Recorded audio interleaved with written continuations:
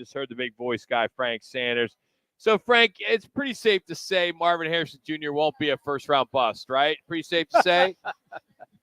It's definitely pretty safe to say for the one-game performance that he put on the other day, which was absolutely, number one, unexpected, but hoped that we would see that in him and Kyler would connect.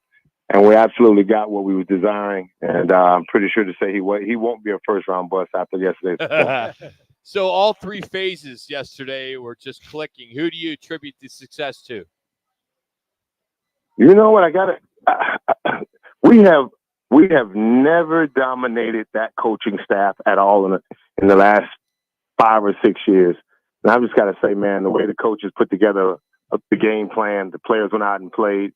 But I just got to give it to the coaching staff because we know for a fact that the Rams have come in here and dominated coaching-wise. It has always looked like they dominated us on offense, defense. They had a better game plan than us. They executed the game plan better than our team in the past. But when you look at yesterday's game performance, offensively and defensively, as well as special teams, our guys were well coached, man, and they went out and made plays. Yeah, Frank, that was one of my Factor 4 questions, and this might have been the best game plan from start to finish. And to your point, you said 6 years. I agree. I know in the Jonathan Gannon era here it is, but I mean from start to finish, physicality, the finesse, the throwing. I mean, just the play calling itself on both sides of the ball was bar none. Yeah, without a doubt. I mean, we asked for this last week, but we didn't see many adjustments, and then we come out this week and we see Marvin Harrison in motion. He's zipping, zanging, he's ramming and ringing. These are terms used to put people in motion, and he's absolutely moving moving from left to right. Defensively, this team went out and shut this offense down. Just a little bit over 100 yards passing in the offense, 4 quarters, and 53 yards rushing. The defense showed up big, got the ball back to the offense. But when you look at the offensive side, guys went out and made plays, man, and that in itself says what we've been hoping for. Not just the big play name, but the big play performance, and a lot of guys went out and made some big plays.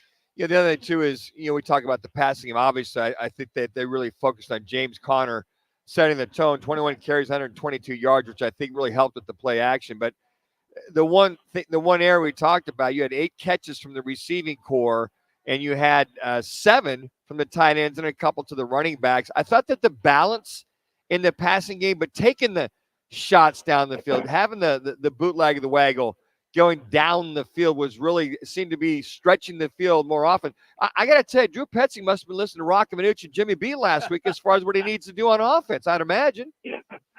I'm glad he got his dial tone to the right station, because some of those other guys don't talk like you guys talk. And you don't point out those things. So I just want to let you guys know you're absolutely the best armchair quarterbacks that's out here in the league right now. I know that for a fact. Very good. Very good. All right, Frank, let me follow up then. Since we are armchair quarterbacks, I'll ask an armchair quarterback question then. And that is, I know that you play the Rams. They're on your schedule, and they have to come in here with the guys that were healthy. But they are the most physically injured team of anybody in the National Football League. I mean, they were playing with a left tackle who just got off the couch like 2 days beforehand. So I loved what the Cardinals did. They jumped on them right from the get-go, and they kept doing it, which is what you're supposed to do.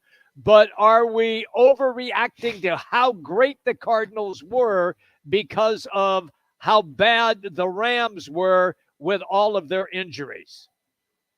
Jimmy B, we gave every Rams football player some tissue when they walked out of the stadium just this other day. The best they're going to get from us, brother, some tissue with this butt kicking that we served up on them. Nothing we can do about that. We've been in the same boat. We've been on the same situation with the same team. Yep. And look, when you go out and perform, you know what it is. On Sundays, you still got to show up and you got to play. We've been with the Cardinals are no stranger to showing up to a Sunday's game or a Thursday night game without a full roster. But the guys, like when you look at our team, we went out and made plays. Kyler danced like Kyler should dance. He danced all over the football field and made plays to guys. And again, they were not short on the defensive line. They put a lot of pressure on Kyler. Our offensive line, for your boy JC to go out and tote that thing for 122.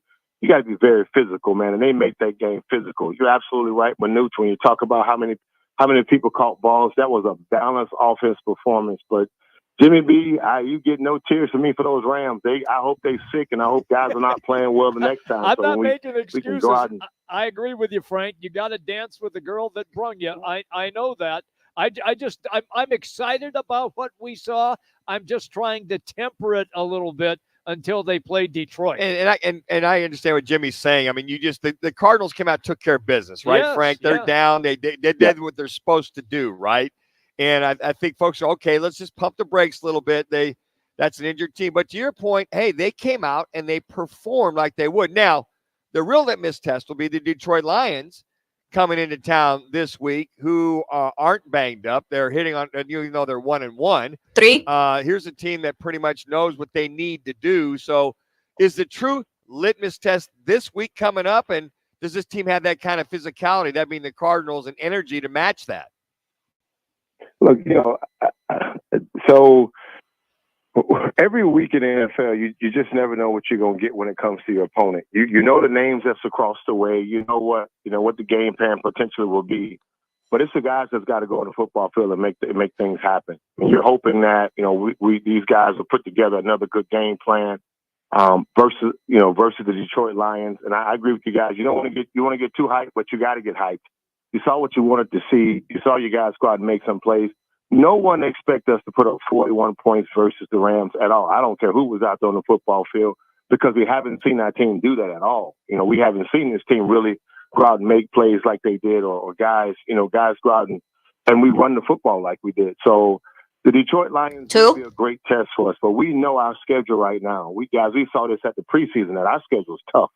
There is no team, no name on that schedule that's a cakewalk at all. Even if we look at the Chicago Bears, they got a great defense with some stars on their team, young quarterback, but it doesn't matter. There is no team on our schedule that looks like a team that we can take for granted. I don't think the Cardinals are going to do